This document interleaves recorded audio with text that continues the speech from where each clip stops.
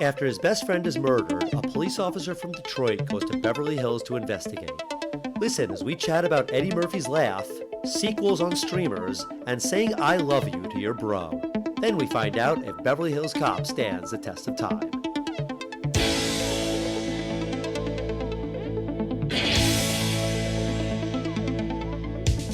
Test of time, James and Alan have their say. Do the movies you love still hold up today?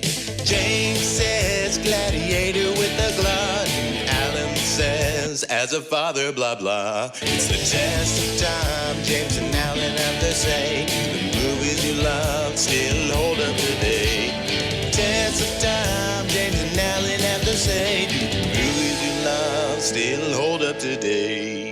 Hello, everybody, and welcome to the Test of Time. My name is Alan Noah, and joining me, as always, is my partner in crime fighting, I guess, James Brief. Hello, Al, and it's the first of our 3 episodes about Beverly Hills Cop. That's going to be fun. It's always nice to watch a little Eddie Murphy, 80s Eddie Murphy. Well, 80s and then one, I think, in the 90s. Yes, that is correct. Yes, I feel like this is pretty quick after our last trilogy, the Mad Max movies. I'm hoping I like these movies more than I liked the 3 Mad Max movies. But yeah, there's a new Beverly Hills Cop movie coming to Netflix, so it seemed like the perfect occasion to go back and revisit Beverly Hills Cop. Oh, absolutely. And, the Mad Max the films that we reviewed recently were because Furiosa came out. But there's been a lot of reboots and trying to, revitalize 80s and 90s IP. I was thinking about something from a couple of years ago during a pandemic.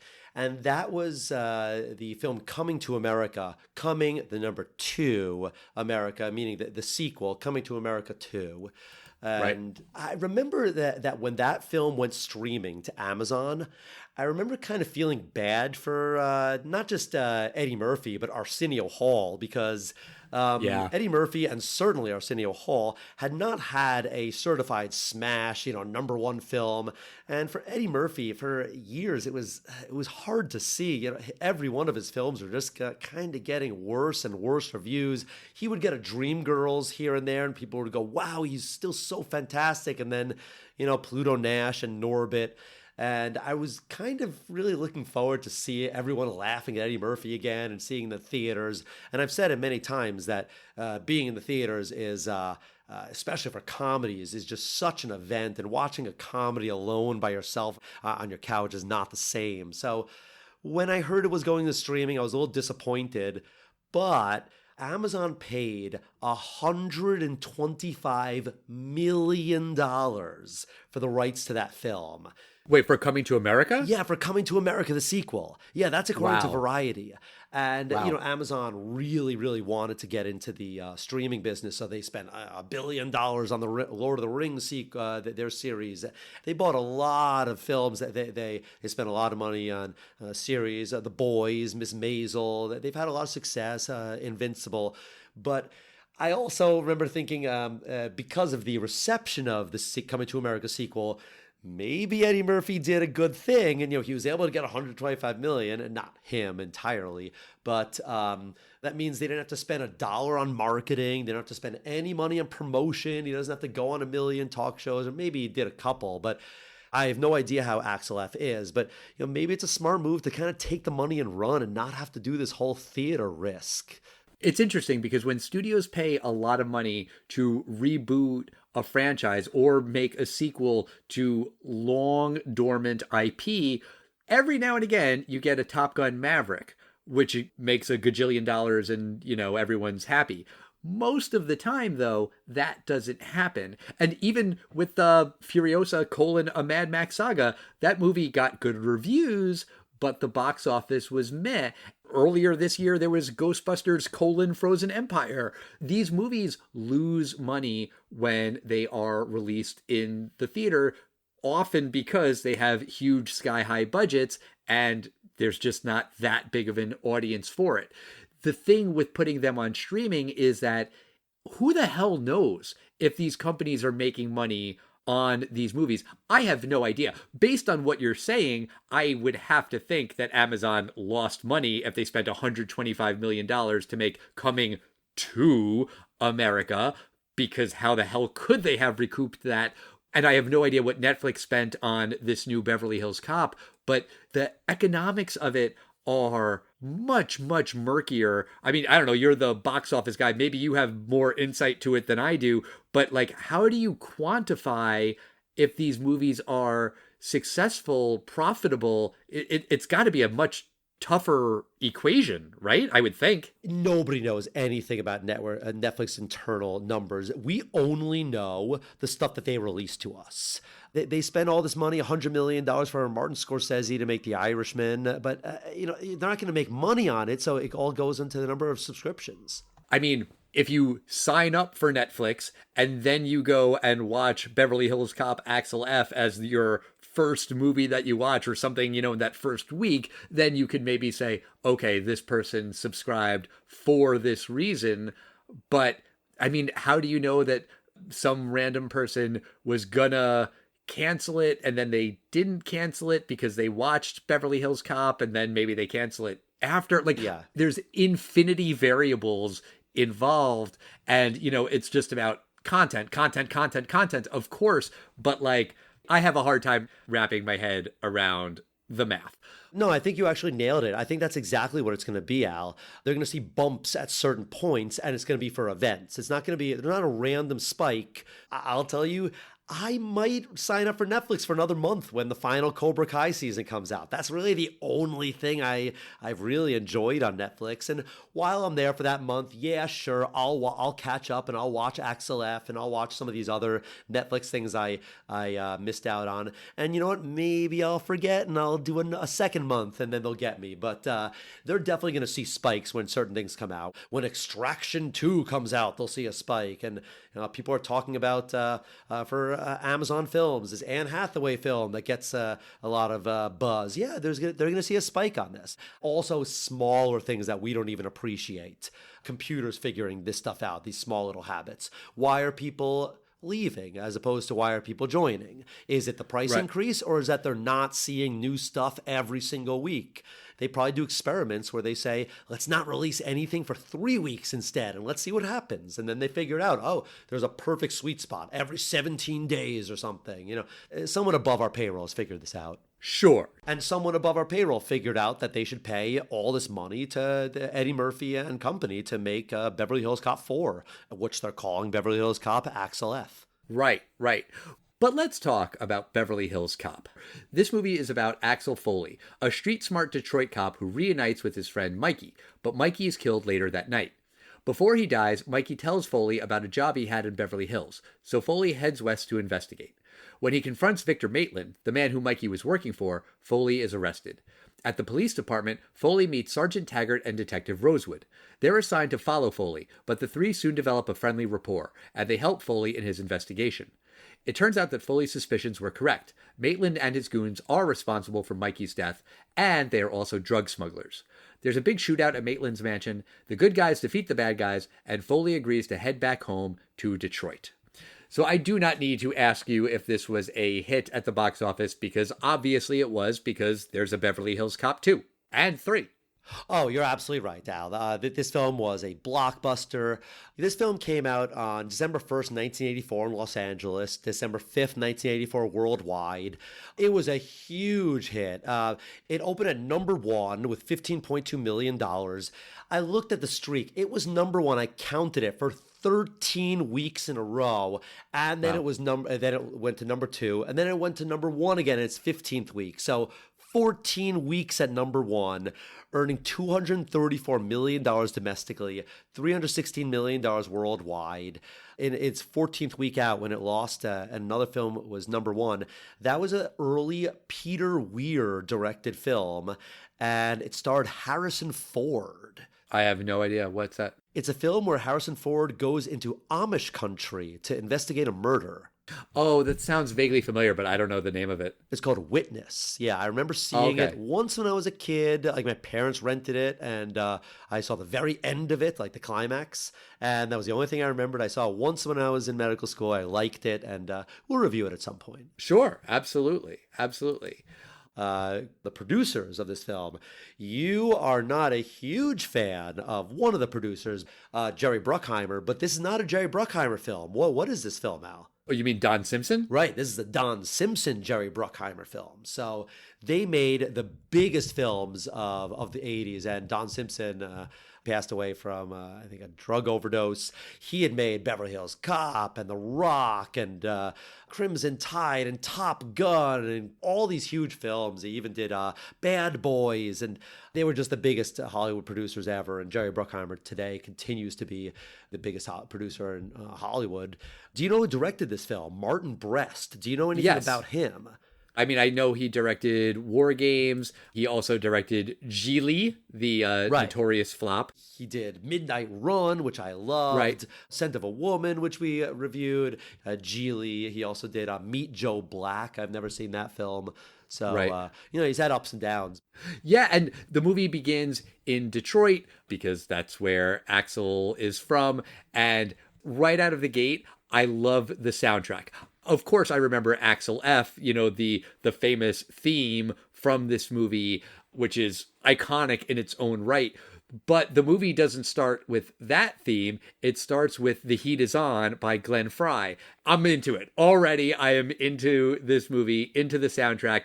Then, very quickly, there is a dramatic truck chase, because Axel's undercover. This truck is filled with cigarettes, illegal cigarettes, and so there's a chase scene. And then you have Neutron Dance by the Pointer Sisters playing under this great car chase scene. And I am so in. I am so in. I love the Pointer Sisters. And hot take, Neutron Dance is their best song. Maybe that's controversial, but I love it. And I forgot how great the soundtrack is. And it was a huge hit. #1 on the Billboard charts. The music definitely sucked me in right away. The 80s has a lot of saxophone, which is not great, but when you get The Heat Is On, that's fantastic saxophone. And yeah, I love this soundtrack. It takes a while for this film to really start, in my opinion, in terms of the fish out of water Beverly Hills Cop thing, because I think that film today would have had a lot more gags in the beginning of the film. In my opinion, the Detroit part just serves to set up Axel Foley as a street smart cop who, he doesn't really listen to his authority. You find out that this undercover cigarette thing, he did it completely on his own. He set up his own undercover operation, which is, that's pretty ballish to do yourself. But it's not funny, and I'm not blaming it for that. I don't think it's meant to be that comedic. There's a line here and there. I'm going to say right now, I think the film is very funny. The fact is, I don't think I laughed in the first 10 minutes, but I don't think you needed to. That's totally, totally fair. I really like the scenes with Mikey, and I love the part where they're talking about why Mikey went to jail and Axel didn't. Apparently they had stolen a car together, but only Mikey got busted, and Mikey never ratted Axel out, and Axel asks him why, and he says, "Because I love you." And I thought that was really, really sweet. And then I was reading in the fucking IMDb trivia that apparently that line got kind of a mixed response in test screenings, and they were very close to editing that out because, a guy can't say "I love you" to another guy, apparently in 1984. And that is a personal thing for me. I really fucking hate that. I think that is absolute bullshit. Not even just because it's homophobic, but just because life is too fucking short, man. If you love somebody, tell them that you love them. James Brief, I love you. I have no problem saying that to your face into a microphone, and I will post the recording on the internet. Why the fuck wouldn't you say that? I love you too, Al. Aw, that's very sweet. I usually only tell that to me before the podcast. I've never heard you say it on the air. It's very nice. Oh, okay. Well, if I don't say it often enough, I'm sorry. I do love you, James Brief. I love podcasting with you. I love hanging out with you. I love many things about you, and I don't care who knows it. Aw. It kind of pissed me off that it was going to be cut, but credit to Martin Brest and everyone else who didn't cut it. They left it in the movie, and I'm really, really glad that they did, because also then it makes sense. Now we understand why Axel is so determined to find his killer. This is his best friend. They love each other. yeah, goddamn right he's going to go out and find who killed him. I also entirely agree with you that this Mikey guy, Mikey's on the screen maybe 4 or 5 minutes, and I really buy the relationship between the two of them. In very little dialogue, the way that Eddie Murphy and this character, Mikey, hold each other up when they're both drunk, walking themselves into the apartment, that is best friend walking. That's kind of like, we're both drunk as hell, and we're just going to pass out and laugh the shit off tomorrow morning. Yes, I totally agree. And then when the bad guys show up and they knock Axel out, I had to rewind that because he gets hit on the head with the back of a gun. And in real life, if someone did that to me and hit me in the back of the head with a gun, I would go down real fucking fast. I would be unconscious for God knows how long. But in movie rules, you kind of feel like he should be okay, like he should come to or something. Like, this guy was just hanging out of the back of a truck that's, like driving all around Detroit. Is Axel Foley supposed to be more of like a super cop who wouldn't get knocked out by, just a hit on the head? Apparently they had to rush the filming of that scene, and that's why there's not like another shot of him like lying on the floor, maybe bleeding or something. It does kind of need that, I think. Well, I actually think it really is the opposite. I think it entirely goes with Hollywood medicine, in that in Hollywood, you can get hit in the back of the head and you just get instantly unconscious. That's what a noble action hero will do. He's not going to kill that guy. He's just going to go, hey, look over there. And then he'll knock him out with the back of his gun because he doesn't want to kill him. But yeah, the reality is if you hit someone in the back of the head and they instantly go unconscious, you probably caused some kind of, maybe some brain bleed or something. So the reality is it's one of two things. Either the knocking on the back of his head with a gun should not have made him unconscious, or it makes him so unconscious that he probably doesn't do much in the rest of the film. But it's a Hollywood thing. But the second thing I'm going to say about that scene is that this is not just some villain. You watch this and you go, holy shit, that's Jonathan motherfucking Banks. It's Mike Ehrmantraut from Breaking Bad. And Better Call Saul. Yeah, Better Call Saul. I mean, this guy's awesome. And he plays a villain role very, very well. Okay, I will make a confession. I saw him and I'm like, I know this guy from something. What? I gotta figure it out. And I was so goddamn sure that it was going to come to me, and it didn't. I cheated. I looked it up to figure out where I knew him from. And then as soon as I saw his name, I was like, oh, of course, it's Ehrmantraut from Breaking Bad and Better Call Saul, also a very good show. I'm just used to him as a very old man on those shows, and here he is a very young man with jet black hair. On Breaking Bad and Better Call Saul, he's bald. I did not get it right away. I will admit it. I had to look it up. But I do love seeing that guy, and seeing a young Jonathan Banks is wonderful. I agree. I do like that Banks' character, he puts his arm around Mickey and he goes, now, Mickey, you're real fucked up. And Mickey's crying, peeing his pants because he's like, holy shit, I fucked up here. These guys are coming to kill me. And Banks just goes, if you ever come to Los Angeles again, ever, it's not going to be good. And Mickey's like, oh, okay. And he, for a moment, it looks like he might get away with this. And then he punches him in the stomach and then shoots him point blank range, execution style. A lesser written villain would just, he shoots him in the back of the head. He's a bad guy. But that's an extra bit of sadism to like tease your guy. I just thought it really adds that this guy wasn't a random villain. He was a level up from that. Right. I had seen this movie before. Had you seen this movie before? I'd seen this movie as a kid vaguely, and as it turns out, I'm pretty sure I remember Beverly Hills Cop 2 being a very like HBO rerun a lot, because I was thinking there was going to be a blonde woman who's the bad guy, and I think that's Bridget Nielsen in the second film. So I'm pretty sure I'm thinking of the second film. I have only seen this film once in its entirety, and that's about 20 years ago. I remember thinking this film was not the absolute classic that I thought it was supposed to be. I thought it was supposed to be a laugh a minute. This is Eddie Murphy. I thought it was going to be Coming to America. Just, he's a streetwise cop. And I remember not liking this film. So I had not seen this film in maybe 15, 20 years until we watched it for this trilogy.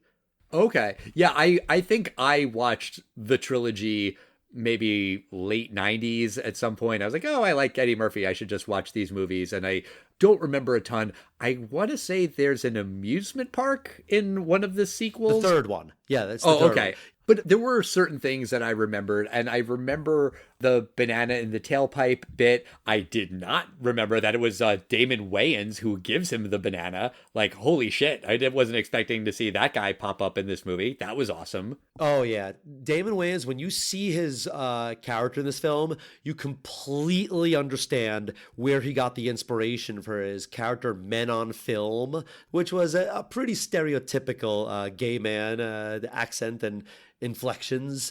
Oh, then again, you don't know that the Banana Man, as he's credited, is gay, but I think Damon Wayans is playing him that way. Also, then you have Serge, played by Bronson Pinchot, also kind of affecting a, I guess, stereotypical gay voice. Either stereotypical gay or it was Bronson Pinchot's thing. I mean, what do we know Bronson Pinchot as, Al? I mean, he's cousin Belky. Right, Belky Balky Bartakamus. exactly. He's Greek, right? Or he's some vaguely... No, he's not Greek. He's from the island Mypos. Mypos. Okay, so Mypos sounds like it would be Greek, but yeah, definitely. It's implied he's from a foreign land, sort of like Andy Kaufman in Taxi, who's just a foreigner. I'm not sure if Serge is gay. It could go either way. His character's hysterical, though. I think Serge is really so funny. One thing that really stands the test of time, at least in New York City, I'll walk into an art gallery sometimes and I will enjoy looking at not just the ridiculous, in my opinion, art that you'll see, but then I love finding out that this thing is like $280,000 for this, this toothpick in an ashtray.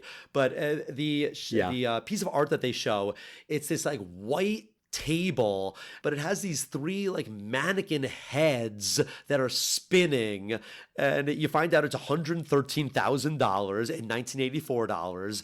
And Axel's like, "Get the fuck out of here! You didn't sell this." And Serge's like, "No, I will not get the fuck out of here. I really did sell this just yesterday." Serge instantly likes Axel, or as he calls him, like Achwell, and then he just goes like, Mr. Foley is here. And I love that. I think it's funny. I just thought he was funny in this film, in the one scene he's in. I agree, he's great. And maybe I'm being overly sensitive and it's not homophobic in any way, shape, or form. It's just meant to be a foreign accent. That is definitely possible. But let's talk a little bit about kind of the criminal conspiracy, quote unquote, that Axel uncovers.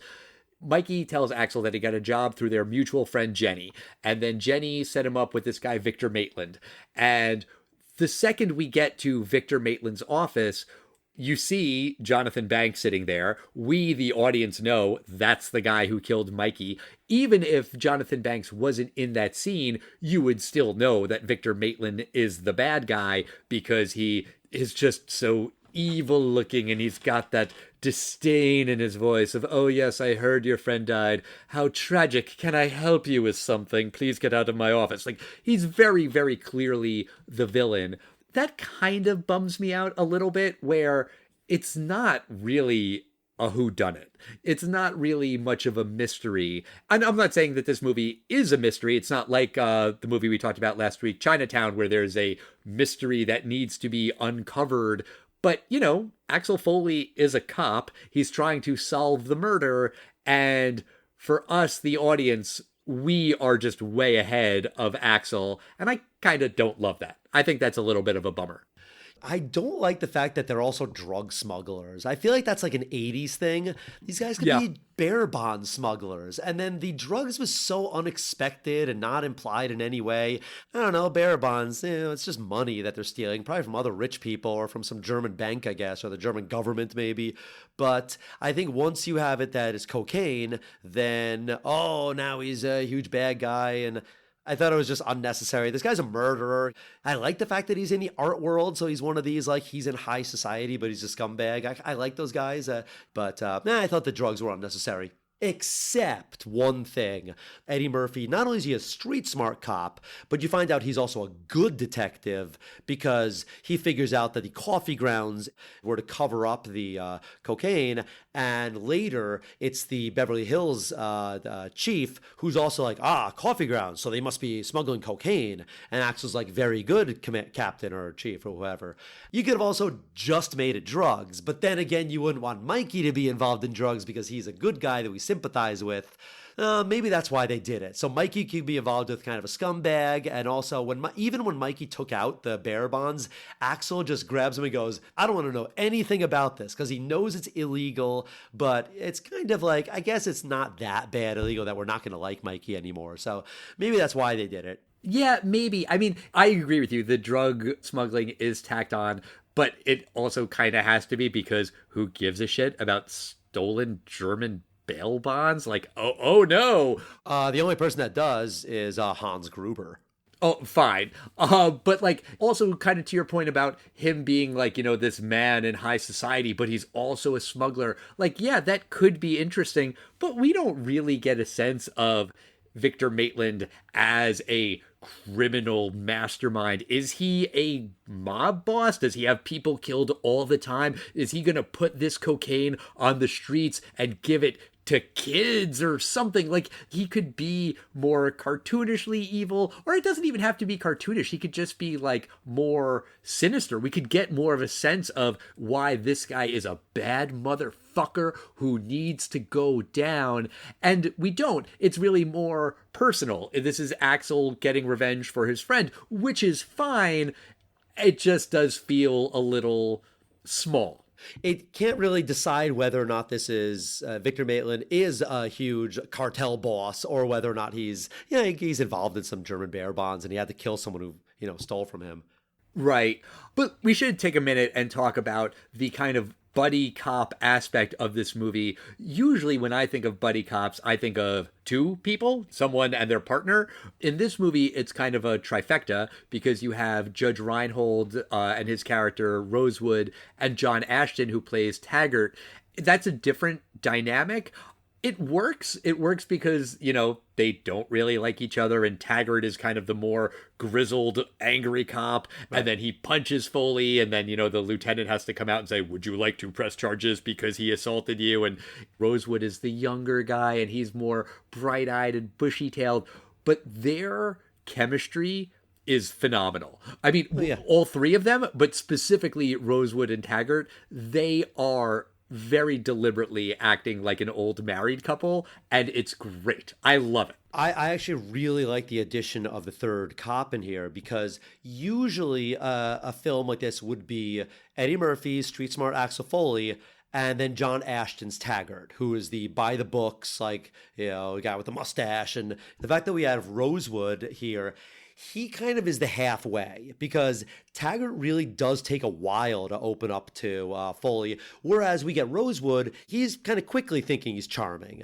Rosewood is like, oh, cool, I'm going to eat all this free food from the hotel. And Taggart's immediately like, we do not eat this stuff. This is obviously a trick, and put that down. They go to the same place in the end. They're both willing to be cool. And in fact, Taggart in the end is actually a little more cool than Rosewood, because the very last scene is that Foley invites the two of them for a drink. And, Rosewood is maybe like kind of looking at Taggart, should we do it? Maybe not. But Taggart's like, one drink's not going to be the worst. Like, I like that Taggart really starts to respect Foley, not because he's cool and he's fun, but because he's a real good cop. He tells Taggart, when they're in a strip club, hey, guys, no joke, but the guys are going to rob the place. He says, Taggart, you get that guy, I'll get this guy, and, Rosewood, you do the rest. And, it's good detective work. It is, and that scene does have a point because of everything you just said. The fact that it's in a strip club, though, is sort of just gratuitous and unnecessary. It doesn't have to be in a strip club. And I do feel like that's why the movie's rated R. And this movie was like the highest grossing R-rated movie for a very long time, I think until one of the Matrix sequels. So it didn't hurt its box office, but I could imagine someone making a movie like this today and someone saying, take out the strip club scene, have that set in a bar and then we can make it PG-13 and get more money.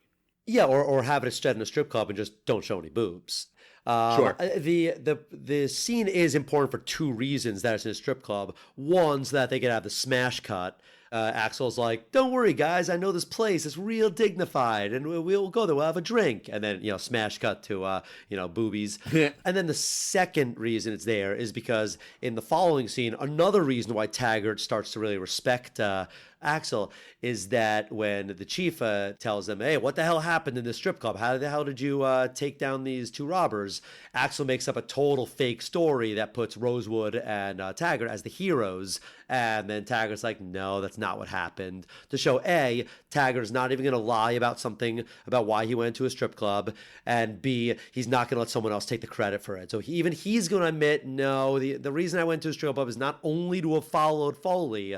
It's because, I agreed to go with him for one drink. I didn't drink any alcohol, though, sir. I had a club soda, which I think was important for him to say. But he does admit he went to a strip club. So I agree with you that they might have changed it today, or they at least would not have shown any nudity. And if that was the only reason why this film was rated R, that's incredibly stupid, because I probably would have seen this film with my brother and sister, honestly. They curse a lot. There's a lot of fuck and shit. There's a lot of cursing in 1984 that they could have kept it as either PG-13 or even PG. Or maybe there was a lot of killing at the end, I guess. Maybe that too. Yeah, the violence. And this was right after PG-13 became a thing. That was Red Dawn earlier in 84. So PG-13 was still new. So maybe it wasn't even a thing that they were thinking about while they made the movie. What did you think about Jenny as a character? Because there's not much to her. The character's pretty one-dimensional, and that's fine. But I did appreciate the fact that she isn't also the love interest. I like that she is introduced as a friend of Axel and Mikey, and she remains a friend of Axel. The end. I think that was the right call. Yeah, I watched this film with a friend, and they were asking, oh, is that the love interest? And I said, I don't think they get together. I think she's just a friend. And I also appreciate the fact that this beautiful woman is also friends with these two, street guys. And just same way that I appreciate the fact that Axel Foley, who is a cop, and he's friends with a criminal. You have a Beverly Hills art dealer, friends with a Detroit cop, and the Detroit cop is friends with a guy that just got out of prison. So I like that these guys are all friends. I thought her character was perfectly fine. I didn't think it really made sense that she kept being employed by Victor Maitland after the first time that Axel was involved. I mean, the guy murdered someone. He should definitely at least politely fire her. Had he fired her in the beginning or transferred her to another, division of his, she wouldn't have had the keys to his warehouse anymore, and he wouldn't have found out all the evidence he needed. That is a very, very good point. I do also think that Jenny has the funniest line in the movie outside of anything from Eddie Murphy. Obviously, he has most of the great comedic moments. Although Bronson Pinchot and Judge Reinhold have some too. But I love when they get in her car and Axel asks if this beautiful convertible is her car. And she says, no, it's Beverly Hills. You just take whichever car is the closest. It's a great line. I laughed out loud. Yeah, that is a great line. I have heard that referenced by people. Maybe my dad used to say that when he lived in LA. I feel like I've probably said that before. And I just think that is a really, really good line. I love that line too. And Eddie Murphy's smile and his laugh, when he has that ear-to-ear smile and just goes, I lose it. It's so funny. But he has so many voices in this film, and we'll later learn that that's one of his trademarks. In the 90s, he would do all the characters in Nutty Professor, and then he's done this a lot of times before where he'll do very different voices. It's one of his talents. I love his white person voice, when he does, when he's talking to Rosewood and he's like, yes, I do believe that this is unimportant. And then right afterwards, he talks in his tough guy voice. There's a hysterical part when he goes to the Beverly Hills Hotel and he knows that there's no availabilities. So he goes in, pretends pretends to check in as the reporter for the Rolling Stone. And then when they're like, "Sir, I'm sorry, there's nothing available," and he screams, he's like, "I was gonna name my story My Magical Evening with Michael Jackson, but I should name it My Magical Evening with Michael Jackson at the Beverly Hills Hilton, as long as he's not a N-word, because the Beverly Hills Hilton does not like," and then they cut him off. Sir, I do believe we have a last-minute cancellation, and we'll give it to you," and it's hysterical. It's Michael Jackson sitting on top of the world. My Magical Evening with Michael Jackson sounds a little different now, 40 years later. Right. And apparently Martin Brest was not really a fan of that line because the movie was originally going to star Sylvester Stallone, and he ended up taking a lot of his vision for what this movie should be and putting it in Cobra. But the fact that they changed it from Stallone to Eddie Murphy, you know, there wasn't really an intention to make a lot of jokes about race, and it kind of bristled Martin Brest the wrong way, but he left that in because it was funny. Eddie Murphy was kind of just riffing and improvising, and it got a laugh, and so Martin Brest was convinced to leave it in. There's not a ton of race stuff in here, but you know, that and maybe there's one or two other references. It works. It works for the character. It works for the movie. They don't go too much into race, and there's another part that I thought I was going to have a problem with, and I didn't, and I'll say why. There's a scene in like this country club luncheon that Axel Foley goes into, and he puts on a very stereotypical gay voice to get past the maitre d' so he can get in there. And Eddie Murphy has had some issues with some of his gay jokes. If you've ever heard a stand-up film, Delirious, there's some problematic stuff in there, and he definitely talks about gay voices and everything there. But in this scene, yes, he does don the gay voice. He says, "I have a message I need to tell Victor Maitland." And the maitre d' is like, "Yeah, you're not a member here. I'll give him the message." And the message is, "I'm Ramon from the club, and I now have herpes simplex type 10, and I gotta, let him know that he has to go to the clinic. Will you give him that message?" And that's a message that only works as a man sleeping with a man. And so it works in that regard. But I'm glad that they actually didn't go a little further than they had to do, and I was watching for it in that scene. And right when he gets past the maitre d' and he goes up to Victor Maitland, he's in his regular Eddie Murphy voice. He doesn't try to do like, "Well, hello there, beautiful," or something like he's still this gay character, because there's no reason for him to be gay right now. There was a reason for him to imply being gay, because he had to get past him. He's a good detective. He's a good hustler. He's able to get past him there. So Eddie Murphy's able to just manipulate his voice into so many different characters, and he's just a master. Yes, and he is incredibly charming throughout this movie. I agree with you on the smile, the laugh, everything. He's just really fun to watch. There's a reason he was a huge star. Another point of that luncheon scene is that he also takes down Jonathan Banks' character. So he's also showing, not only am I street smart and I'm a good detective, but I can kick your ass too. But you mentioned Sylvester Stallone, and we can't talk about this film without talking about the multiverse of Beverly Hills Cop. And what do I mean by that?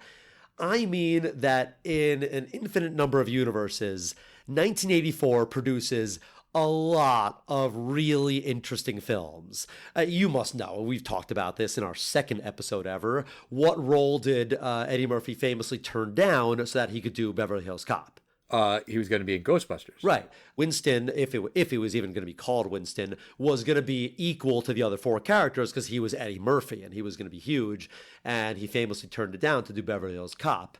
Now, if Eddie Murphy didn't play Axel Foley was still going to be played. And it was not just, as you said, kind of as a more of a straight up violent, action-y Sylvester Stallone film. And by the way, the Sylvester Stallone Beverly Hills Cop, the climax of the film was going to be him in a Lamborghini playing chicken with a train.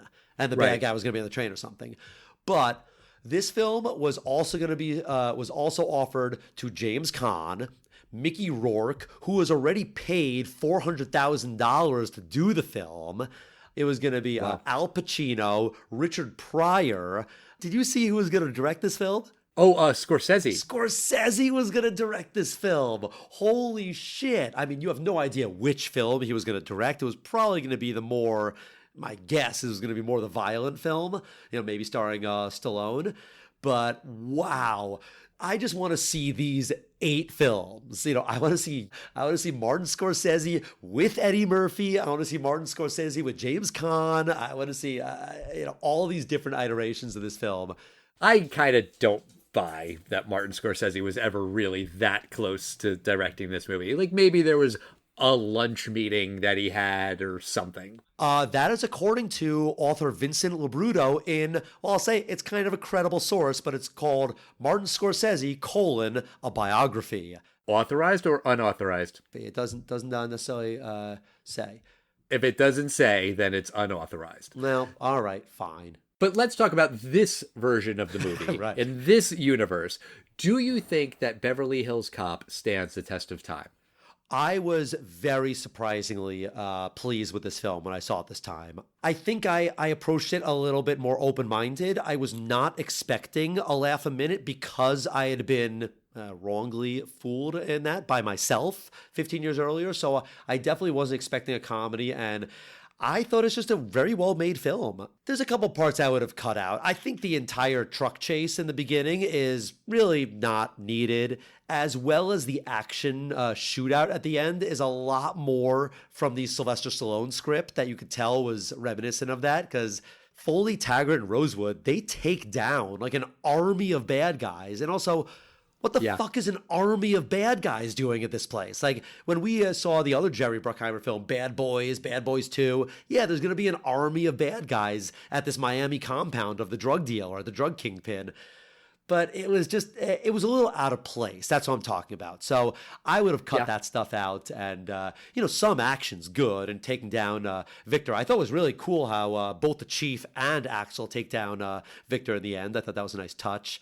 I really like the character development of all the characters. Not only do the Beverly Hills Cops relax a little, but I think Axel also appreciates their detective work and the way they do things there. So I really like the rapport in the film. I like the comedy. I do really like the soundtrack, Al. I'll give you that. It's a great 80s soundtrack. And that instrumental, I don't know, who wrote that? You probably know him.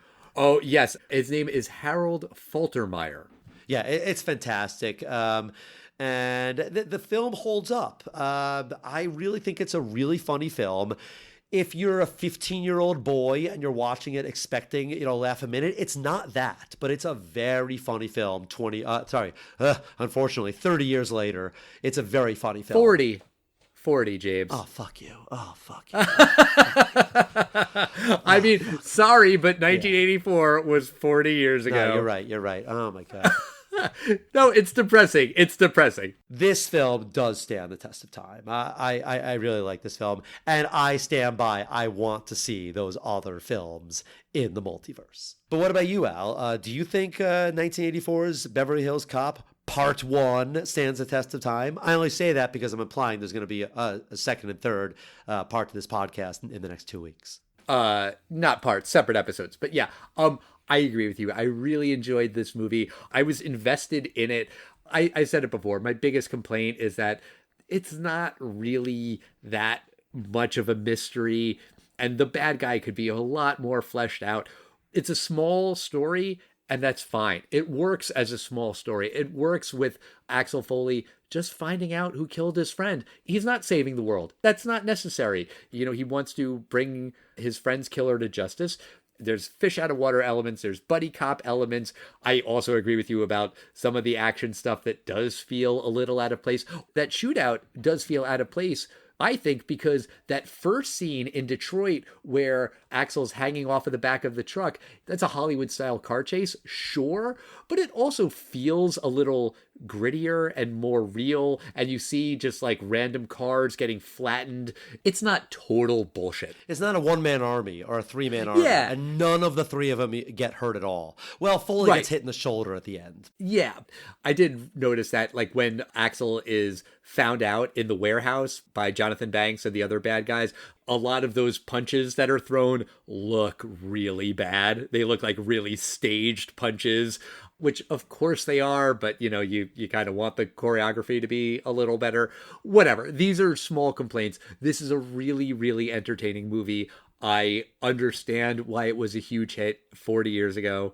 Yes, 40. I understand why Paramount instantly greenlit a sequel. Apparently they did it like after a test screening or two. This really catapulted Eddie Murphy into superstardom. And yeah, I get it. I think this probably put more eyes on him than Saturday Night Live. I'm guessing there weren't a ton of people watching SNL back then. But yes, this was a really enjoyable movie, and it definitely stands the test of time. It's hard to overstate how big this film was. Yes.